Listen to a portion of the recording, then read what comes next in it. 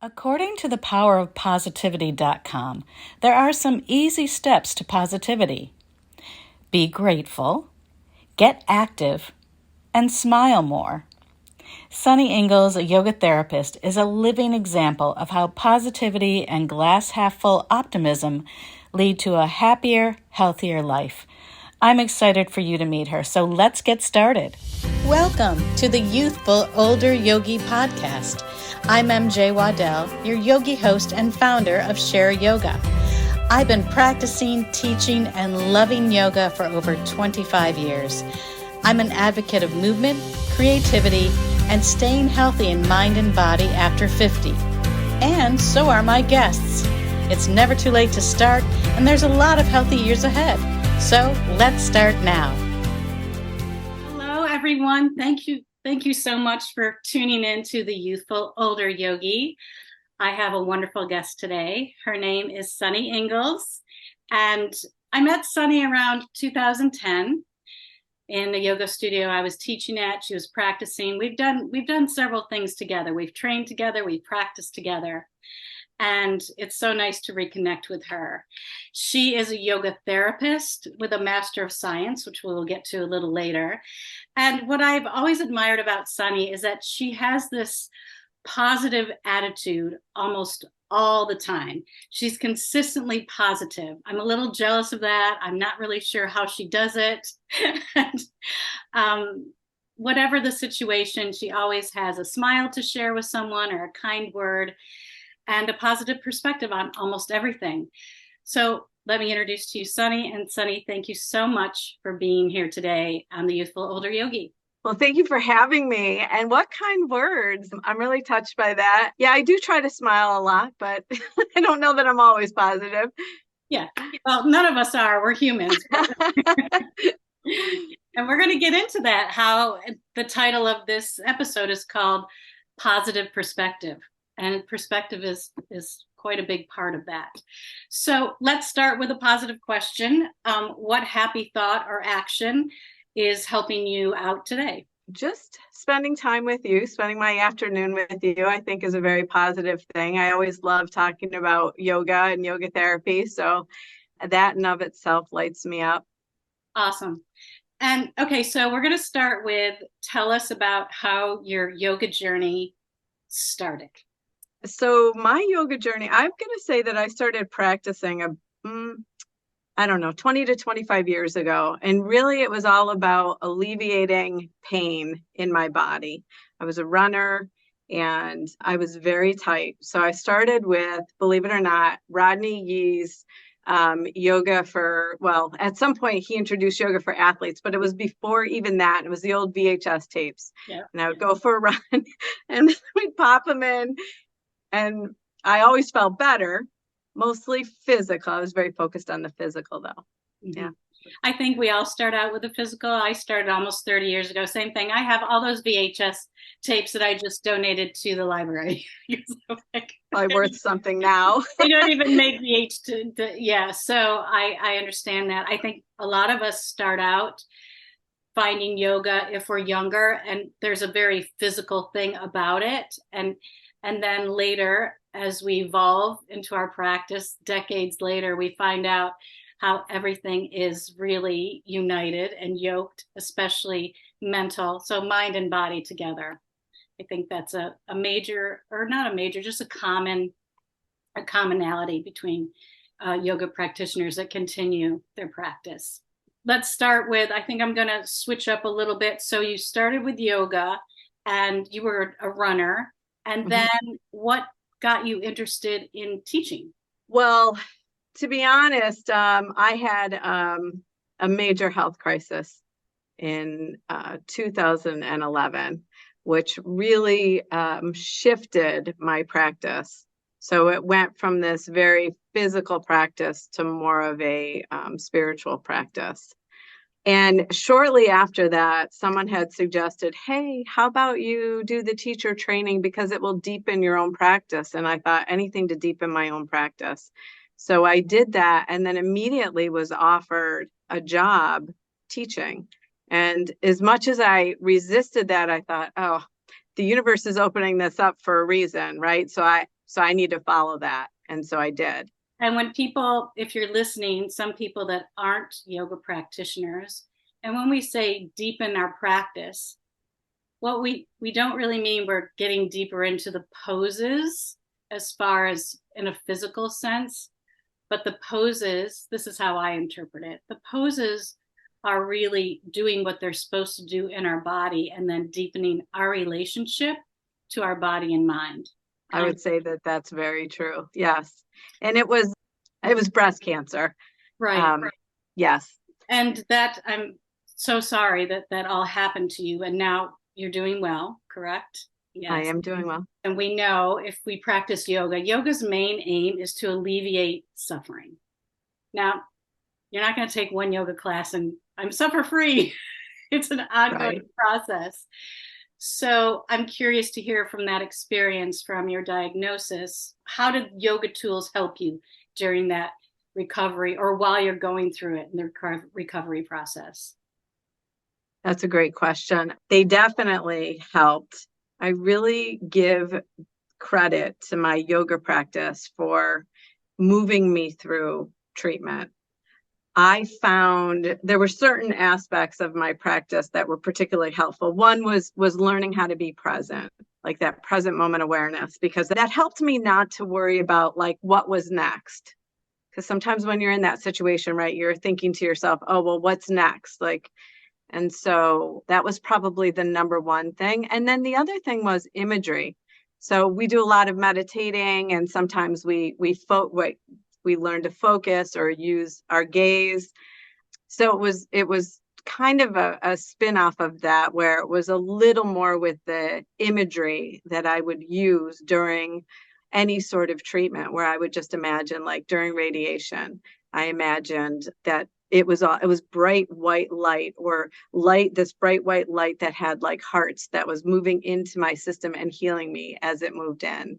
And that was helpful for me, you know. Yeah, of course. We had talked earlier before we are recording this, and I had told you that visualization for me has been a major part of my career growth in theater and also in yoga, and also actually as a podcaster. Just visualize it and it's happening. But I think in yoga, when people, if you don't practice yoga, being in the moment, we do that by just connecting to the breath. And your mind goes, like you said, your mind was going to what's next. But if you concentrate on just the breath coming in and out, that's just happening now.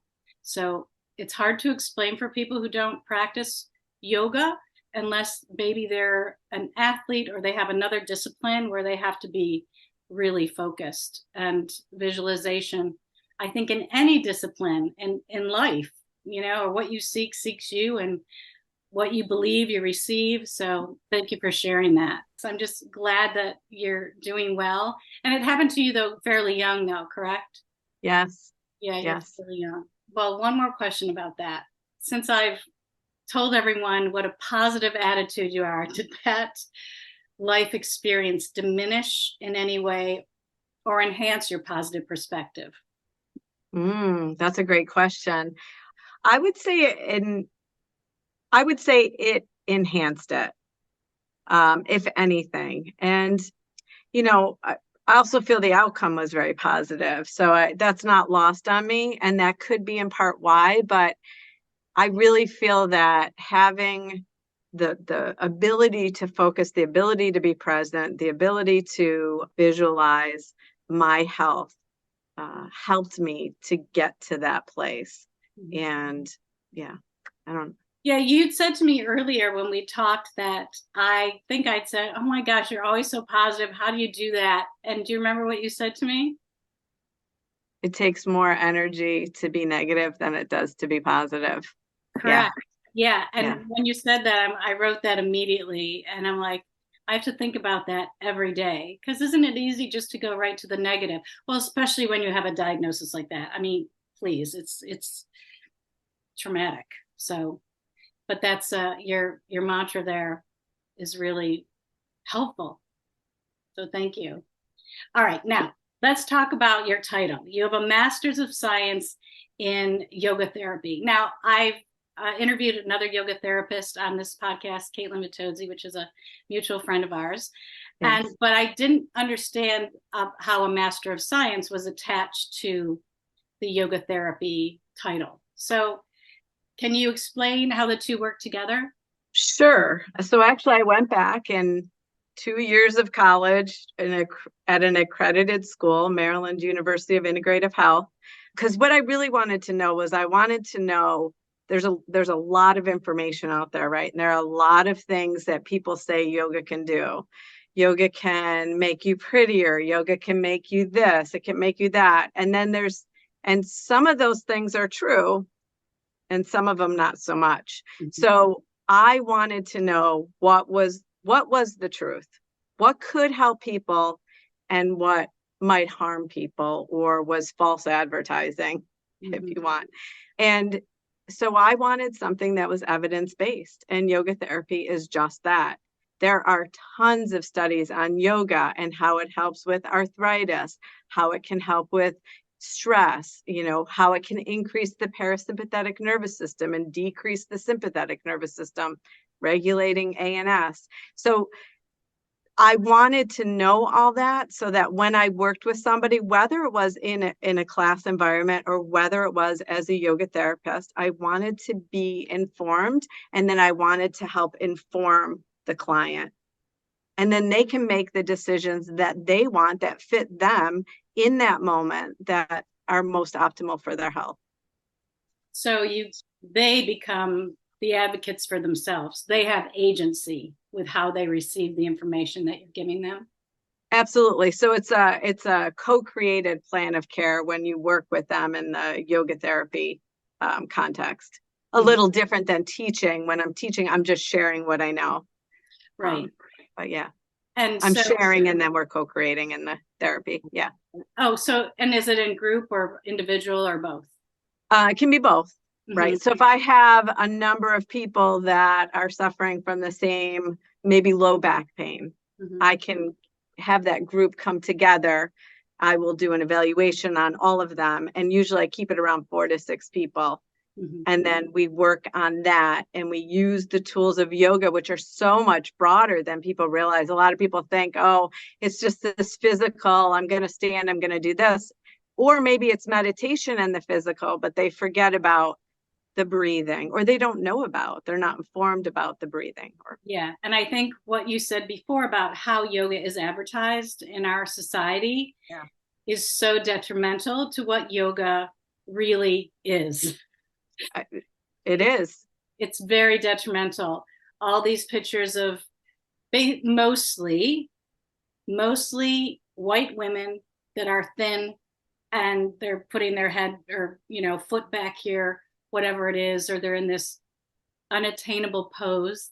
I think people's perspective of yoga, it's either if you've done it, you understand it. If you practice it, if you've never done it and you see a picture like that, you're like, why would I go to a class? There's no way I'm ever going to do that. Right. And especially as we're aging. So that's my whole platform, is to get people to start yoga at any age. And you teach people from 8 to 108, correct? You teach. I do. I do. Yes. And all the time, I have people say to me all the time, I can't do it. I know what it's about. No, come to my class. I've even just recently offered, if it's your first time ever, you come to the first class for free, because that's how passionate I am about it. And I think it can make that much of a difference in your life. Well, we know it can because we practice it. If I had never practiced, I would be intimidated to go into a class. And so hopefully we can, turn that around and teach people. So. That's why I'm doing this podcast. So we can teach people that yoga can be a very unintimidating, a very healing practice. And in one session, you may never do a down dog. You may never, it's just something that you're going to learn. It's so vast. I'm not sure what you would teach in the first class, but it's so. I think it's about giving options too, right? Right. Yeah. So even if you do have downward dog, because that's the type of class you're teaching, it's about letting people know that they don't have to do that the first time. There's another option. Right. Yeah. There's another option to stretch your spine. There's millions of options to stretch your spine and stretch your hamstrings. You don't have to go upside down to do it. Right. Yeah. Okay. So the Master of Science. So you wanted to make sure what you're teaching is evidence-based. And Yes. you're right. There's so many claims to what yoga can do. And yes, many of them are right. And what would you say yoga has done for you the most? Like, I think I've grown, I've definitely grown as a person, and I've connected to all beings, I guess. I never used to think about, and I know some people find this silly, but I never used to think about the spider that was in my house that didn't belong there and taking him. I did always flush them down the toilet and just tell my children they were going to the, waterworks or whatever. But I never really thought twice about that. And now I would never do that. And I know that, some people still, even other yogis are like, what?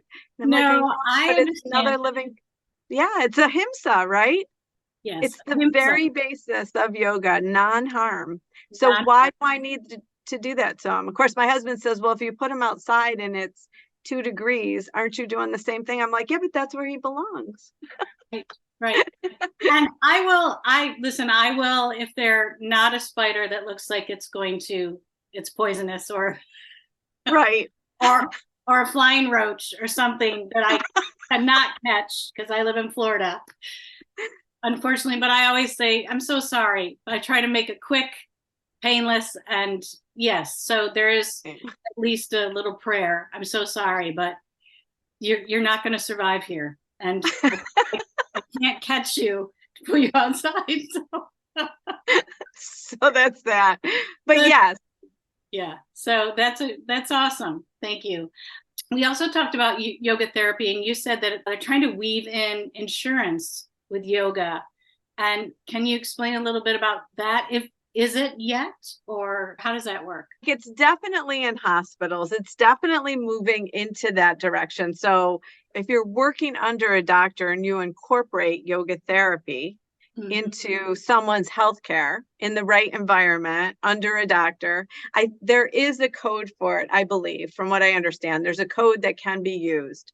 But right now, if you come to see me directly, like I don't have any means for billing, but I do think that healthcare is moving into that direction. I think that, and we need it, right? We need that whole person health that we don't have. And one of my teachers really said this beautifully. She explained when we would ask, well, what exactly is yoga therapy and what do we offer that a physical therapist or a psychotherapist can't offer? And she said, well, you're the bridge. So physical therapy is a return to function in the body, and psychotherapy is a return to function in the mind. But yoga therapy is like a return to life, right?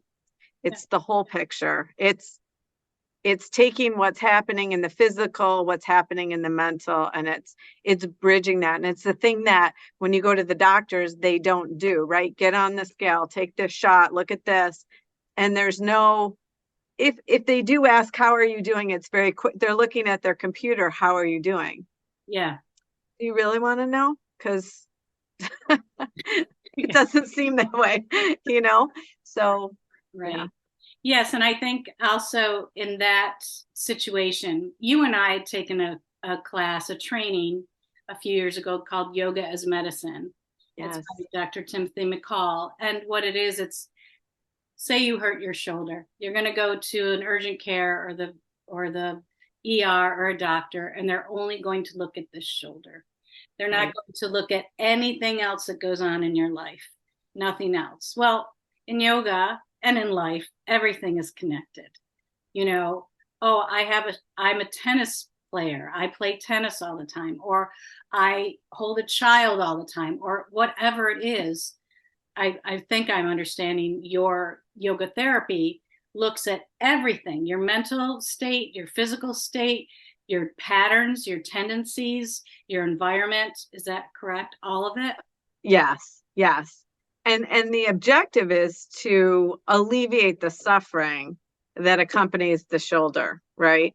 And maybe it's through physical movement, maybe it's physical, maybe it's mental though. I mean, maybe there's something that goes on that says, hey, I don't want that right shoulder to get better because then I am going to have to carry that firewood to the house and heat.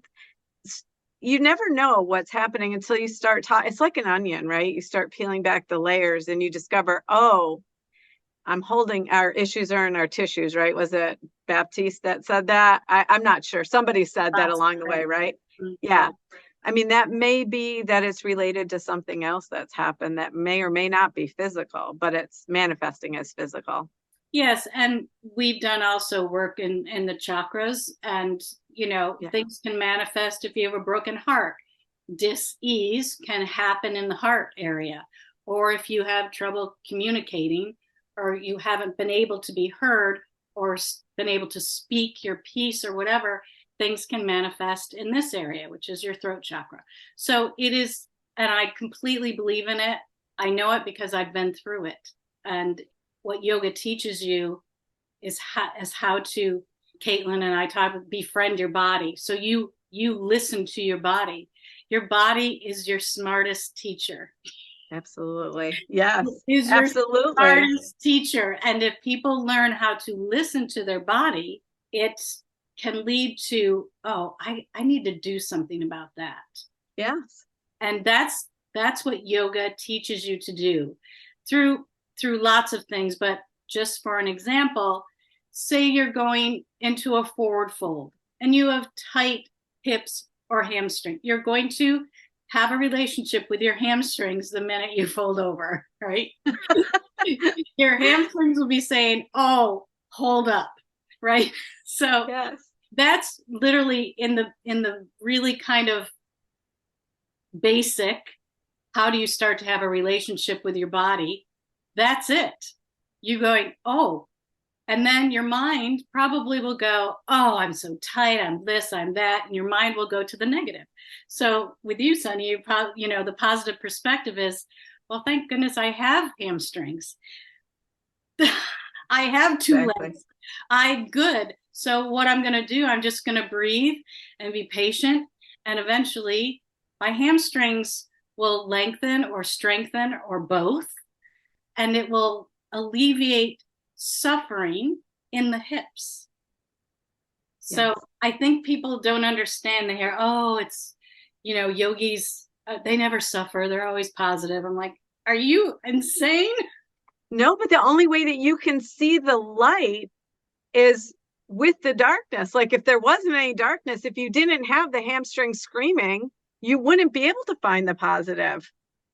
Correct. Right? So that was really beautifully said. And as you were speaking, I'm like, yes, she's so right. And that is and that even kind of goes back to the yoga therapy and how they look at the koshas. And some people can enter through the anamaya or the physical kosha, right?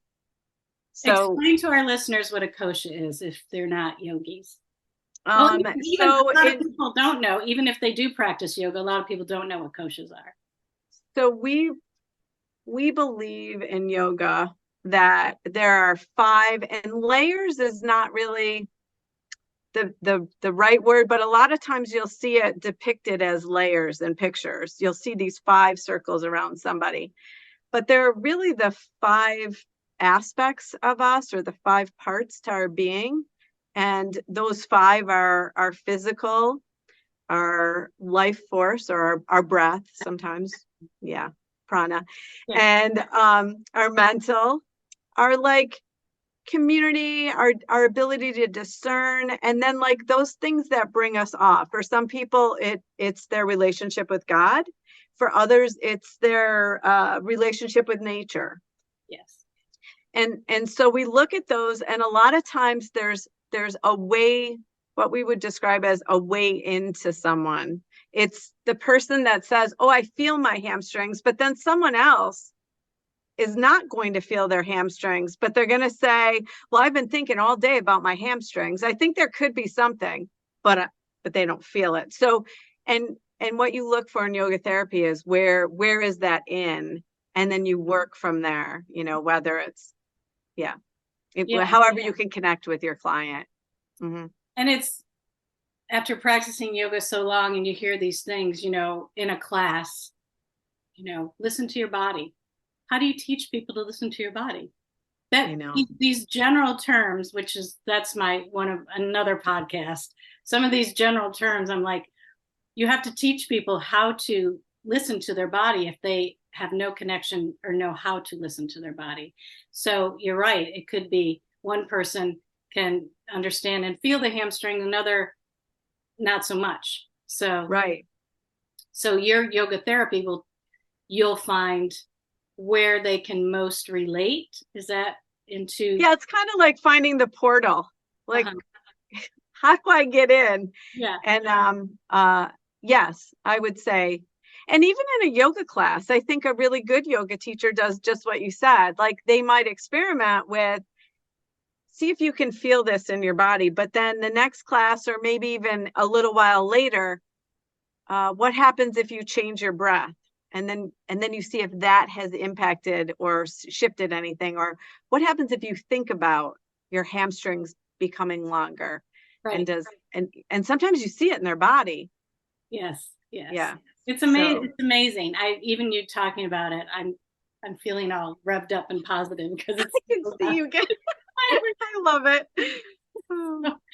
I also wanted to, since this is called the Youthful Older Yogi, I wanted to ask you about how you stay so youthful as our years uptick.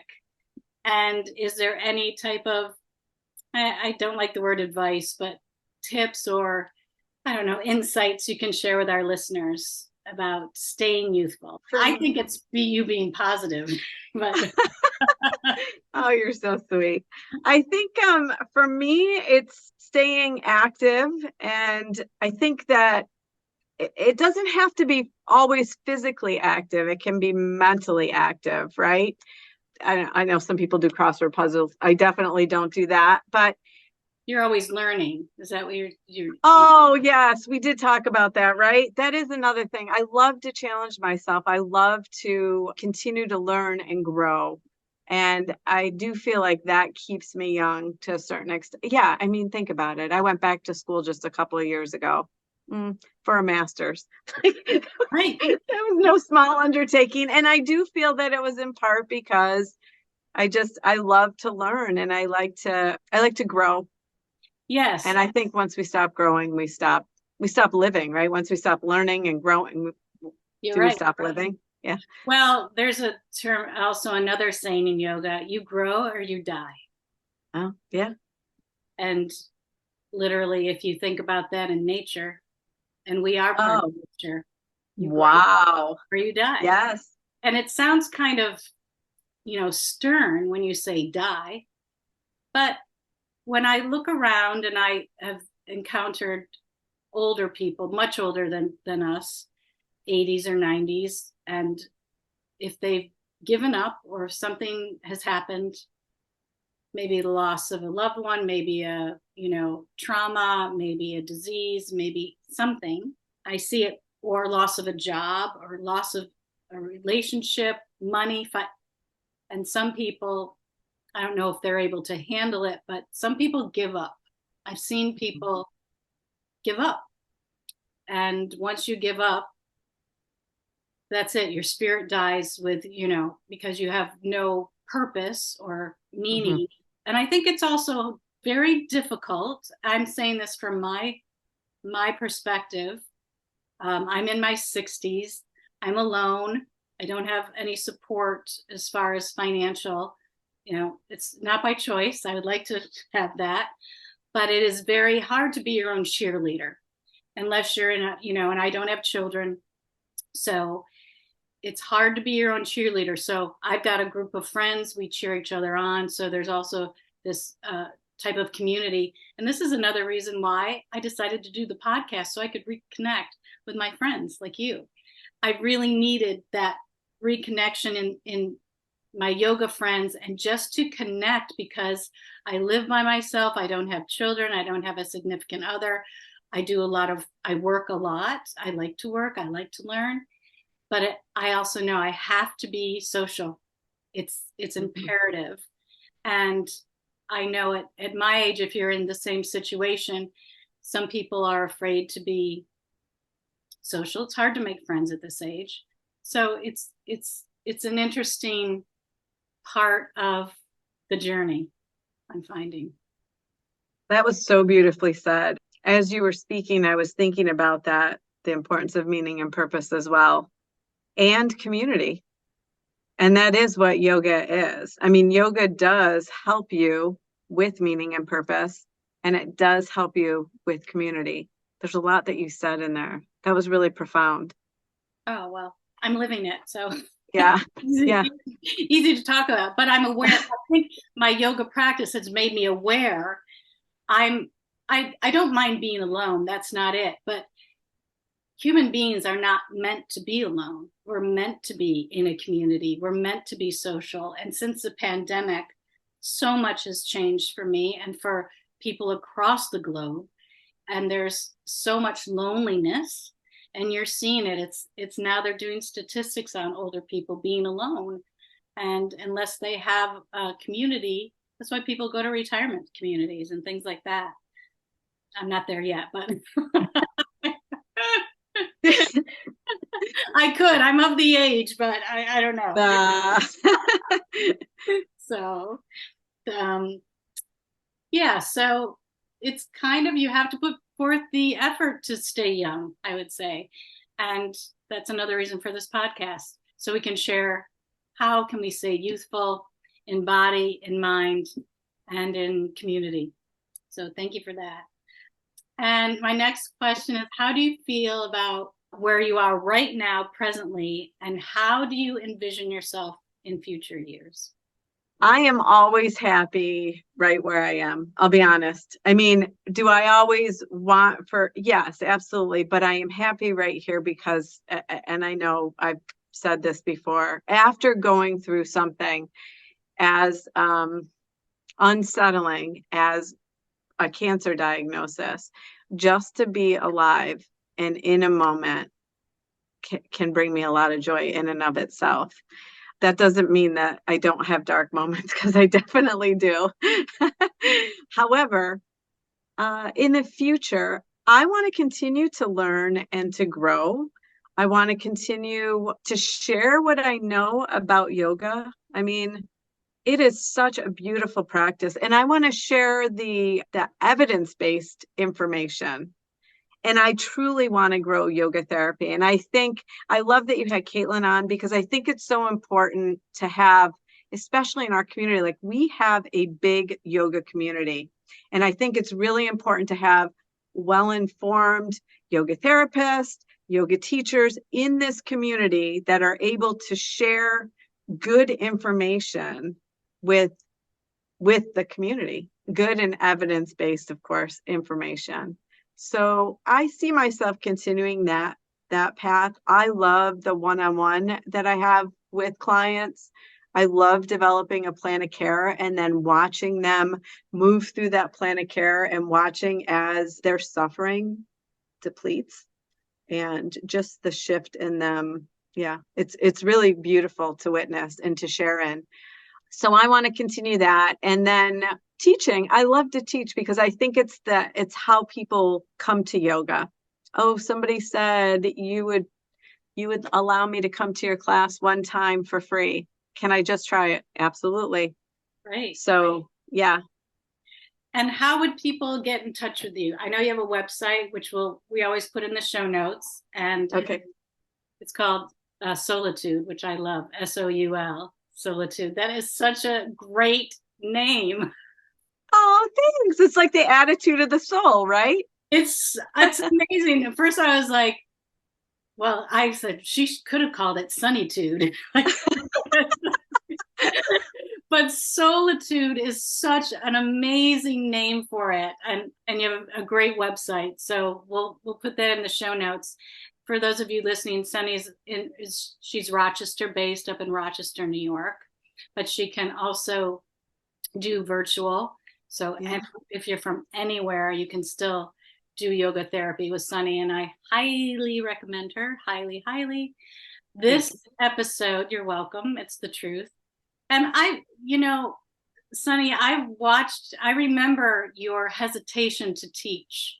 Oh, do you? You and I were partners during the Yoga is Medicine. And yes, we had to evaluate each other. I remember it so well, because when we took that training, I was like, this is what medicine should be. Mm-hmm. It's exactly, but we were partners. And I remember your hesitation about, which I think we all get when we first start teaching. We don't know enough. Look, we're never going to know enough. That's across the boards. That's how I feel. I'm never going to know enough, but I want to keep learning and growing. But I really remember you having that hesitation, and now look where you are now. You just said, I love teaching. And that's how yoga, you evolve. And it's lovely to see. And I'm so pleased for you and happy for you, and happy for all the people that will come in contact with you, because I know you will give them exquisite care and compassion. You've been through it, girl. I'm just so grateful that you're doing what you're doing and sharing with so many people. I'm so touched. Well, thank you. You're welcome. It's the truth. So I want to ask one more question. I ask this to all my guests. You kind of already answered it, but we always say, oh, looking back at your younger self, what would you tell your younger self, knowing all you know now and everything you've been through? But I like to switch it, knowing everything you know and all your life experience thus far, what would you like to tell your older self? My older self? Yeah. Oh, that is tricky. Yeah, continue on. I think it's just continue doing what you're doing, and then even more so. And I think the other thing I would tell myself, it's even you mentioning that about teaching and never feeling like we know enough. I would love to tell my older self to just be confident what you know, and be humble in what you don't know, which I think if you're like me, if I don't know something, I research it, because I do. I know you're exactly like me, because I want to know too. Like if I'm with a student virtually or in person and they ask me something and I'm just stumped, I'm like, I'm going to try to find that answer for you, or suggest something for each other. That's where, and I think a lot of yoga teachers starting out, oh my gosh, it's frightening. It's horrifying. It is. But and I've talked to you, son. I've been on stage my entire life. I remember teaching my first yoga class, just thinking, I'm going to die right here. I'm going to have a heart attack and die in my first yoga class, because I don't know what I'm doing. I had already been practicing for already almost a decade before I even started teaching, but it's so different. So I'm glad you've found your the teacher in you, and it's always been there. Now you just have the confidence to share her. So yeah. Oh, thank you. Thank you so much. You're welcome. And Sunny, this has been so wonderful. And again, we'll put everything in the show notes. This is Thanksgiving weekend, so I'm grateful all the time, but I'm so grateful that you were willing to come on and share your insights and your stories and your positive perspective. I'm just so thrilled. So thank you so much, Sunny. Oh, same. I'm eternally grateful for you, and I'm so glad that we reconnected. So thank you. All right. Thanks, Sunny. And thanks everyone for listening. Thanks so much for listening. You can find me and subscribe for more youthful and healthy information on my website, shareyogawithmj.offeringtree.com. Or if you know how to navigate social media, find me on Facebook /Mary Jane Waddell. That's Jane with a Y, Jayne, and Instagram at Mary Jane Waddell. Remember, Jane with a Y. Now, this podcast would not be possible without my youthful older producer, editor, and creative friend, ANDREA CANNY. And you can find ANDREA at ANDREA CANNY, that's CANNY.com. And of course, thanks to my generous guests, who've shared their time and youthful wisdom. Remember, the Youthful Older Yogi podcast is presented solely for educational, inspirational, and entertainment purposes. It's not intended as a substitute for a physician or other qualified professionals. Okay, yogis, stay well and stay youthful.